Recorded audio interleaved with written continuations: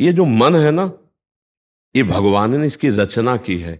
इंद्रियाणम मनश्चास्मि, कह रहे इंद्रियों में मैं मन हूं, और त्रिगुण माया का इसमें भरा हुआ पूरा पॉइजन जहर है। आप देखो मन छोड़ के गंदी बात में ही जाएगा, नहीं जाएगा। ये नहीं कि अच्छी बात में नहीं जाता, अच्छी बात में लगाओ तो लगेगा, और वो भी थोड़ी देर, और बुरी बात में लगाने की जरूरत नहीं, आराम से। इसका स्वभाव रचना ऐसी रची गई। अब यही गेम रखा गया है कि अब इसकी गति को रोको, अंतर्मुख करो, भगवदाकार करो, तो तुम्हें इनाम मिलेगा, त्रिभुवन पर विजय प्राप्त कर लोगे। वो अद्भुत आनंद अंदर ही मिलेगा, किसी से कहने की जरूरत नहीं, आनंद मगन हो जाओगे। और उसी आनंद की खोज देखो, जब हमारा मन कहता है इस शरीर को भोग लें, इस वस्तु को भोग लें, अमुक, देखो सब अपने घर के जैसे बैठे हैं, क्या उसके भोगने के बाद मन को शांति मिलती है? थोड़ी देर के बाद फिर एक नया संकल्प बनता है, फिर एक नई, मतलब हमारी खोज अधूरी रही। वो नहीं मिला जो मैं सोच रहा था। सोचने में जैसा सुख मिलता है वैसा ना भोगने में नहीं मिलता, चाहे वो भोजन हो, चाहे वो दृश्य हो, चाहे वो कोई क्रिया हो। आप देखना, जो मन हमें सोचवा के पागल बनाता है, और जब हम उस पर जाते हैं तो वो चीज हमें नहीं मिलती है। तब लगता है कि वो यहां नहीं, शायद यहां हो, यहां नहीं, शायद यहां हो। ऐसे भटकते पूरा जीवन व्यतीत हो जाता है। बुद्धिमान वो है जो 2-4 कदम में ही लौट आवे कि गलत दिशा में जा रहे हैं, पर हम पूरा जीवन चलते रहते हैं, लौटने की बात ही नहीं आती। और यहां तक कि शरीर वृद्ध हो जाता है, इंद्रियां काम नहीं करती, पर मन वैसे ही सलाह करता रहता है। फिर भी नहीं सोच पाता कि चलो अब हुआ पूरा जीवन की शाम, अब तो राधा राधा जब कर अपना काम बना ले। लेकिन नहीं, बूढ़ा है फिर भी शराब पीता है, बूढ़ा है फिर भी गंदी बातें देखता है, बूढ़ा है फिर भी गंदी चेष्टाएं करता है, बूढ़ा है फिर भी नहीं सोच रहा कि मुझे मरना है और भगवत प्राप्ति का अब की उपाय कर लूं, इतना जीवन रह गया। ये क्या है? ये मन का केवल खेल है। वो अपने मन के गेम में फंस गया, निकल नहीं पा रहा है। अच्छा, इसमें ये हो कि चलो मन सुखी रहेगा, तो भी नहीं। आप जितना गलत करते जाओगे उतना वो नकारात्मक सोचे पैदा करता चला जाएगा, और उसका परिणाम यह आएगा कि आपको डिप्रेशन में पहुंचा देगा। मतलब किसी भी तरह से ये चैन नहीं लेने देगा। तो इसको लाना तो भगवान की शरण में पड़ेगा, तभी शांति मिलेगी, तभी सुख। बहुत गंदा, बहुत गंदा, बहुत नीच है ये, और ये बहुत उत्तम है। ये अगर सही रास्ते को पा जाए तो दूसरे के लिए अपने प्राण दे सकता है, परहित के लिए अपने प्राण दे सकता है, ये भगवान से मिला सकता है, ये सब सुख दे सकता है। बस इसको गलत ढंग से जो प्रयोग होना शुरू हुआ है, इसका ये बंद कर दे, वही बहादुर है। देखो, विरक्त मार्ग एक अलग होता है, लेकिन गृहस्थी में तो एक धर्मपूर्वक विषय सेवन की मर्यादा है ना। तो आप धर्मपूर्वक देख लो। अगर आपको अपनी पत्नी में, अपने पति में सुख नहीं मिला तो विश्व में कहीं सुख नहीं मिलेगा, क्योंकि है नहीं, तो आपको सीमित हो जाना चाहिए ना। लेकिन ऐसा नहीं होता, हम धर्म विरुद्ध बढ़ते चले जाते हैं, जो हमारा पाप बनता जाता है और हम क्लेशित होते जाते हैं। इसलिए हमें लगता है बहुत अच्छे अभी सत्संग के प्रभाव पड़ रहे हैं, तो हम निकल चले गंदी बातों से, हम निकल चले इस माया के फसाव से। नहीं तो धोखा ही धोखा, पूरी जिंदगी व्यतीत हो जाती है। भोगते भोगते हर इंद्रियां सब नष्ट होती जा रहे, फिर भी भोग इच्छा, ये है क्या? समझो ना, पूरा जीवन हमको बेवकूफ बनाया जा रहा है। गौर से देखो, पूरा जीवन नहीं बेवकूफ बनाया जा रहा। एक बार और देख लेते हैं, इसमें हमारा पूरा जीवन जा रहा है। सुख तो नहीं मिला, पर एक बार ऐसे देखते हैं, शायद इस पद्धति से देखते हैं, ऐसे भोजन बनाते हैं, ऐसे ये भोगते हैं, ऐसे ये देखते हैं, ऐसा फंसाव करके रोज हमको गिराता है, रोज हमको मन भ्रष्ट करता है। कभी नहीं कहता कि एक बार भगवान से मिलूं क्या, कभी उसका मन नहीं होता। इसको तो जबरदस्ती लगाना पड़ता है। इसको भगवान में लगाने के लिए भी भोगों का प्रलोभन देना होता है, तब ये भगवान में लगता है धीरे धीरे। ये भोगी मन भगवान में भी लगने के लिए तैयार, तो भोग के लिए देखो, भगवान को मना लोगे ना तो बढ़िया व्यवस्था बन जाएगी, चक जो चाहोगे सब हो जाएगा, जो चाहेंगे भगवान दे दे। बहुत मन बेवकूफ बनाता है, इसलिए हमें लगता है मन की बेवकूफी से बचना चाहिए। एक आया था भगतला, उसने कहा भगवान से मैं भजन करूंगा, सब करूंगा, लेकिन 1 लाख सुंदरियां स्त्रियां चाहिए। गजब का दिल है तेरा, गजब का दिल है यार। जिनके एक है ना, तो वो कभी कभी एकांत में ऐसे बैठते। तो इसीलिए मल की कहीं में मत रखो, ये बहुत बड़ा भूत है, ये परेशान कर देगा, नष्ट कर देगा। इसे सतमार्ग में लाओ, भगवत मार्ग में लाओ, तभी आनंद की। इसकी केवल चाल है, ये नहीं ये नहीं ये, और है कहीं नहीं। पक्का समझ लीजिए। ये हमारे को भ्रम पैदा करता, कुछ नहीं, कुछ नहीं है। नाम जप करो, सत्संग करो, धर्म पूर्वक विषय भोगो, हम मना नहीं करते, एक उसे सीमा में रख के भोगो धर्म में, तो उससे क्या होगा, तुम्हें घृणा हो जाएगी। धर्म पूर्वक विषय भोगने से घृणा हो जाती है कि यार, और जो ये व्यसन करके और फिर इधर उधर मन, तो पाप के कारण बुद्धि ठीक निर्णय नहीं देती और बुढ़ापे तक पापाचरण, फिर दुर्गति को प्राप्त होते हैं। अभी समय है, अभी मन को समझा लो, मन को समझ। यही 5 भोग हैं, शब्द, स्पर्श, रूप, रस, गंध, इसी में मनुष्य फंसा है और इन्हीं भोगों से हमारी दुर्गति हो जाती है। बोलो अभी तक फाइनल में अगर बोला जाए तो अभी तक क्या है अपने पास, कोई अनुभव है क्या? बस एक ही है कि एक बार और चांस मिल जाए, बस किसी भी विषय का, मतलब किसी भी विषय का, मन में हर बार ये था कि अब की बार, लेकिन कभी अब की बार पूरी ही नहीं हुआ। तो इसको रोकना जरूरी है कि भजन, साधन, धर्म पूर्वक विषय सेवन और समाज की सेवा। कभी एक बार ऐसा करके देखना, कोई बूढ़ा ऐसा भूखा प्यासा फुटपाथ में पड़ा हो और उसको कभी अपने घर लाना, नहलाना, धुलाना, कपड़े पहनाना और भोजन पवाना, फिर वो जब तुम्हारी तरफ देखेगा तो तुम्हें जो सुख होगा वो जिंदगी में किसी भी भोग में नहीं मिला होगा। आप लिख लेना हमारी बात। कभी कोई बीमारी से तड़प रहा हो, किसी के सेवा का वहां कोई अवसर नहीं है और आप सेवा का अवसर देकर उसे आप स्वस्थ करो, आप अस्पताल ले जाओ, फिर जो आपको सुख मिलेगा हम आपको कैसे बताएं। वो भगवान का आशीर्वाद होता है। जब कोई बूढ़ा, कोई बीमार, कोई असहाय, और जब आप उसकी सहायता करते हो तो उसके हृदय से जो आशीर्वाद, वो सुख जो मिलता है। जैसे हम आपको एक दिन करके देखना, तुम अपना भोजन बढ़िया जो है, कोई ऐसे भूखे को खवा देना जो भूखा बैठा हो, और ऐसे जल्दी जल्दी, और आप देखो उसको पाते हुए, और उस दिन आप वो भोजन ना पाओ, उसे पवा दो, तो आपको जो सुख मिलेगा वो 56 प्रकार के भोग पाने में भी कभी सुख नहीं मिला होगा। वो सुख परहित करने से, दूसरे को सुख पहुंचाने से जो हृदय शीतल होता है वो कभी किसी से नहीं होता। इसलिए मानव जीवन के लिए मन को थोड़ा विरुद्ध जो चलने वाला है उसके विरुद्ध आप बनो, उसे सतमार्ग में लगाओ। अब देखो आजकल ऐसी बुद्धि बिगड़ गई कि अपने पूज्य माता पिता को ही बच्चे दुख दे रहे हैं, डंडा थप्पड़ मारना। क्या यार, आज के जवान अपने माता पिता के साथ ऐसा व्यवहार करते हैं। अगर थोड़ा भी अध्यात्म से जुड़े होते तो मुझे लगता है शायद ऐसा नहीं करते, नहीं ना। धर्म से जुड़े होते, अध्यात्म से जुड़े होते, ऐसे माता पिता तो भगवान होते हैं।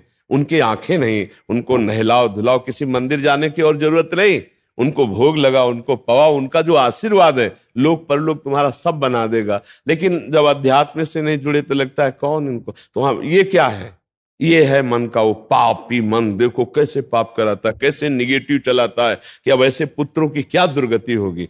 तो कभी अगर ऐसा अवसर किसी को मिले कि कोई फुटपाथ में ऐसे तड़प रहा हो, तो आपको जरूर लगेगा कि काहे को बोझा ले, लेकिन आप उसका अगर बोझा ले लिए तो भगवान तुम्हारा बोझा ले लेंगे। जन्म जन्मांतरों के पाप नष्ट हो जाते हैं जब ऐसे दीन दुखी आशीर्वाद देते ना, उसे भगवान का आशीर्वाद समझना। और जब माता पिता अंदर से साफ देते ना कि भोगोगे, तो फिर भगवान भी नहीं टाल पाते, फिर भोगना पड़ता है। इसलिए धर्म से चलो, किसी का अपराध मत करो, गंदी बातों में मन को न जाने दो, खूब नाम जप करो, यही मनुष्य जीवन का लाभ लो। मनुष्य जीवन एक दिव्य जीवन है, इसका एक दिव्यता का लाभ है। यार देखो, अगर हम ना चाहे तो पूरी बाजार से निकल जाए कोई सामान, दुकान की आके हमारी लिपट थोड़ी जाती है। हम जहां खड़े होंगे, जहां खरीदेंगे, वही जो वस्तु हमें मिलेगी। तो अगर हम निश्चय कर लिया कि मुझे मांस नहीं खाना, मुझे शराब नहीं पीना, मुझे पराई माता बहनों की तरफ गंदी दृष्टि नहीं करनी, तो मुझे कौन गिरा देगा? आप सोचो, हमारे निश्चय में कमजोरी, तभी हम डरते हैं कि कहीं गिर ना जाए। ऐसे कैसे? हाँ, कुछ कमियां ऐसी होती हैं जिससे अहंकार का नाश किया जाता है। जैसे आवाज आता है ना कि हम जितेंद्री, हम ऐसे, और भगवान को अहंकार पसंद नहीं तो छोड़ देते हैं। देखो जितेंद्रियता करके, तब जब रोता है कि प्रभु मैं तो नीच किसी काबिल नहीं, तब भगवान फिर उठा लेते हैं। नाम जब करो तब मजबूत ब्रेक लग जाएगी। कोई कैसे गिरा सकता है? कैसे गिरा सकता है? नहीं गिरा सकता। बात मान ली, बस हो गया, हो गया। बात मानने से होता है। देखो, हमारी बात ना मानो, कंठी बंधवा लो, तिलक लगा लो, सब कर लो, कल्याण नहीं होगा। हमारी बात मान लो, कल्याण हो जाए। बात मानने का चेला होता है, ये कोई सांसारिक थोड़ी कि भैया जैसे सांसारिक संबंध होते हैं ऐसे गुरु शिष्य का संबंध आज्ञा पालन से होता है।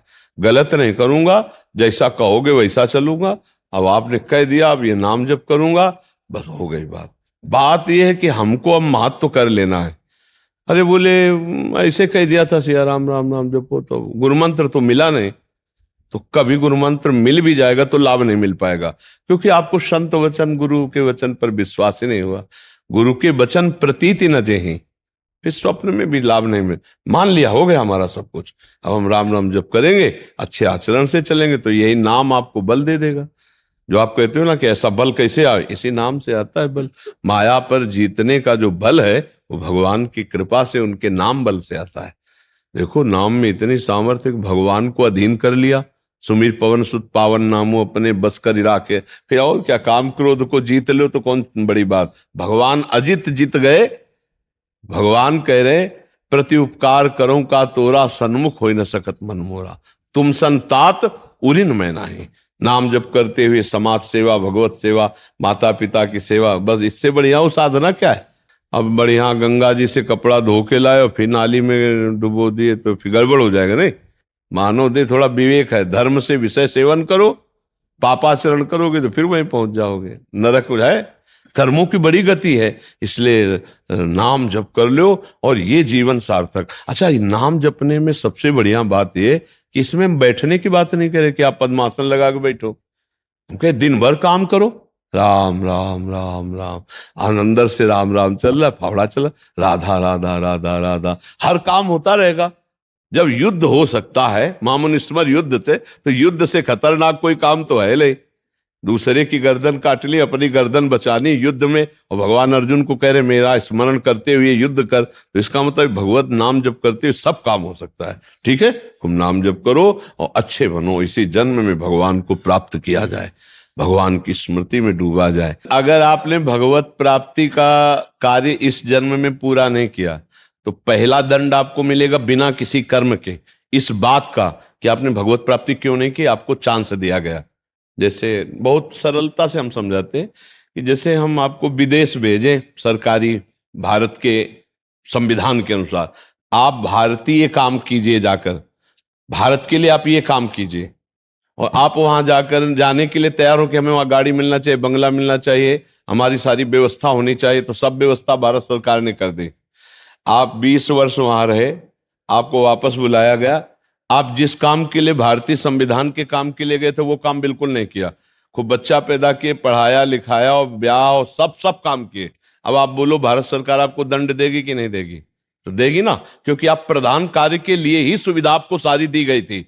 तो मानो देह केवल संस्कृति मांझ बरियाई के पायो, जो मानुष देह वृथा कत डारत। संस्कृति के चक्र को रोककर भगवान ने कबहू करी करुणा नर देहि, देत ईश बिनु हेतु सनेहि। बिना किसी कर्म के अहेतु की कृपा करके आपको मानव दे दी कि जाओ नर्तन कर फल विषय न भाई, भजी राम सब काम बिहाई। साधन धाम मोक्ष कर द्वारा, पाई न जे परलोक संभारा। सो परत दुख पावई, सिर धुनि धुनि पछताए। काले कर्म ईश्वर मिथ्या दोष लगाए। भाई का हमारा भाग्य नहीं था, हमारा भाग्य से भजन नहीं होता, भजन से भाग्य बनाएंगे हम।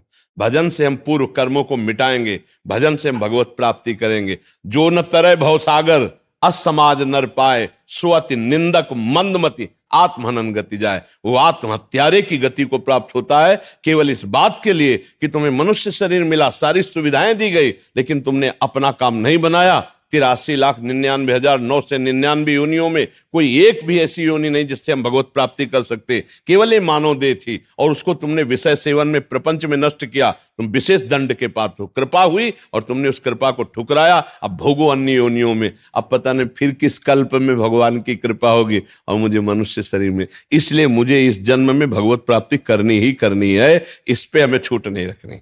अब भगवत प्राप्ति किसे कहते हैं समझना तो पड़ेगा ना, कि भगवत प्राप्ति किसे कहते हैं। मोक्ष को तो समझे, तो मोक्ष ऐसे थोड़ी होता है, उसके लिए साधना बहुत कठिन साधना है। स्थूल सूक्ष्म कारण तीनों शरीरों का राग त्याग करके स्मृति इसकी स्मृति का भी त्याग हो जाए, तब वो अपने स्वरूप में स्थित होता है। बड़ा कठिन। ज्ञान के पंथ कृपान के धारा, और परत खगेश लगे निवारा। अब इसको सहज भाव में ले लो। जिसकी अखंड स्मृति भगवान की होती है वही मुक्त पुरुष है और वही भगवत प्राप्त पुरुष है। हर समय तुम्हारी याद में भगवान का नाम चलता रहे। राम कृष्ण हरि जो नाम प्रियो, अपने तो वृंदावनवासी राधा राधा रटते। हर समय नाम चिंतन करते रहो। तुम मोक्ष चाहोगे तो मोक्ष मिल जाएगा, भगवत प्राप्ति चाहोगे तो भगवत प्राप्ति हो जाएगी। भगवत प्राप्ति का मतलब होता है भगवान को जिस भाव से, स्वामी भाव, सखा भाव, जिस भाव से वो प्राप्त हो जाए। और अच्छा, इसमें है कि गिरने का भय नहीं। हम राधा राधा जपते हुए किसानी कर रहे हैं, राधा राधा जपते करते नौकरी कर रहे हैं, राधा राधा जपते हुए संसार के सब कार्य कर रहे हैं, तो हमको संसार के कार्य भी हो जाएंगे और भगवत प्राप्ति भी हो जाएगी। अच्छा, मिथ्या भाव हमारे यहाँ लगाना नहीं, भगवत भाव लगाना है। सब में भगवान है, तो हम जिससे मिलते हैं उनके हृदय में भगवान है, हम ऐसे बर्ताव करते हैं। चाहे पुत्र हो चाहे पत्नी हो, नाथ सकल संपदा तुम्हारी, मैं सेवक समेत सुत नारी। बहुत सरलता से निपट गए संसार से, बहुत सरलता। पर भजन नहीं किया तो दंड मिलेगा, क्योंकि सरकार ने भेजा है यहां सरकारी काम करने के लिए, भगवत प्राप्ति के लिए। अब अगर चूक हो गई तो फिर गड़बड़ हो जाएगा। अच्छा देखो, तुम्हें तो कुछ गड़बड़ होना है नहीं, तुम तो अविनाशी भगवान के जन हो, अविनाशी स्वरूप है ना अपना सबका। लेकिन जैसे स्वप्न में लाठी चलती है, कुछ नहीं होता है, पर पीड़ा होती कि नहीं होती स्वप्न के समय। स्वप्न के समय अगर लाठी चलावे तो वैसे लगती है, नहीं स्वप्न में अगर हम डूब रहे हैं तो वैसे डूब रहे। स्वप्न में अगर पिटाई शुरू है या कोई गला काटने जा रहा तो वैसे भय लग रहा है, और है कुछ नहीं, तो दंड तो भोगना पड़ेगा ना। ऐसे ही जागृत में है, ऐसे ही नरक आदि में है। अविनाशी आत्मा को कोई कष्ट थोड़ी होता है, पर जब तक ये बोध नहीं होगा तब तक तो भोगना ही पड़ता है ना। देखो, स्थूल देह सैया में पड़ी होती और स्वप्न में हम देख रहे हैं कि हम समुद्र में डूब रहे हैं। अब वो ऐसे ही कष्ट हो रहा है, समुद्र भी दिखाई दे रहा है, डूब भी रहे हैं, और जो डूबने वाला शरीर है वो तत्कालिक स्वप्न में बना हुआ है, क्योंकि शरीर जो स्थूल शरीर वो तो सैया में सो रहा है। अब बताओ उसको कैसे बचाया जाए। जो स्वप्न में समुद्र में डूब रहा है, अब आप उपाय बताओ उसको कैसे बचाया जाए। हाँ, बस एक उपाय है कि उसको जगा दो। चाहे जितनी नौका लगा दो, चाहे मंत्रवेत्ता लगा दो, चाहे तैराक लगा दो, उसको आप बचा नहीं सकते। उसके बचाने का उपाय है जगा दो। ऐसे ही हम सब मोह निशा सब सोवनिहारा,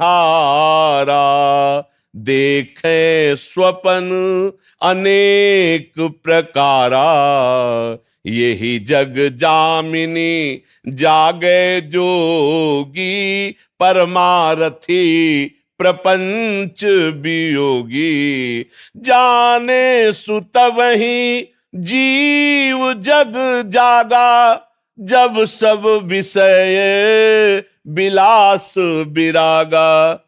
बोले मोह निद्रा में सब सो रहे, ये पत्नी है, लड़का है, बच्चा है, रुपया है, पैसा, ये कर लिया, ये कर लूंगा, ये कमा लिया, ये कमा लूंगा, ये जमा कर लिया, ये जमा कर लूंगा, और सोचते सोचते मर गए, कुछ नहीं कर पाए जो करने आए थे। अब कोई सदगुरु जगा दे, ए उठ, मोह निद्रा में सो रहा है, तो जानिस तबे जीव जग, जब सब विषय विलास विरागा। तभी जानना सत्संग का रंग चढ़ रहा है, जब गंदी बातें छूटने लगे और अच्छे आचरण होने लगे और भगवान नाम जप होने लगे, तो जान लेना आप जाग रहे हैं। और जग गए तो स्वप्न के जैसे सारे दुख मिट जाते हैं, ऐसे तुम्हारे सारे पाप, दुख, चिंता, शोक सब नष्ट हो जाएंगे। पर जगना पड़ेगा, बिना जगे नहीं हो सकता। बिना जगे एक ही उपाय है, जगना पड़ेगा, अर्थात भगवत प्राप्ति करना पड़ेगा, नहीं तो दुख से पिंड नहीं छूटेगा। है झूठा, पर बहुत जोर का फुसकार मार के काटता है। झूठा सांप है, रस्सी का सांप, पर ऐसा काटता है, वो ऐसा अनुभव होता है कि जहर चढ़ गया, पक्का। देख लो, सब पूरा जहर चढ़ा हुआ है और कुछ नहीं हुआ। आत्म तत्व को ना कभी फर्क पड़ा था, ना पड़ रहा है और ना पड़ेगा। पर भैया ये स्वप्न है, बड़ा दीर्घ स्वप्न है, इससे जगो, उमा कहूं मैं अनुभव अपना, और सत हरि भजल, और जगत सब सपने में हो। ना कोई माता था, ना कोई पिता था, ना है और ना रहेगा। ऐसे ये रूप एक दिन नहीं दिखाई देगा, लाख उपाय कर लेना, मिट्टी में मिल जाएगा, खत्म खेल।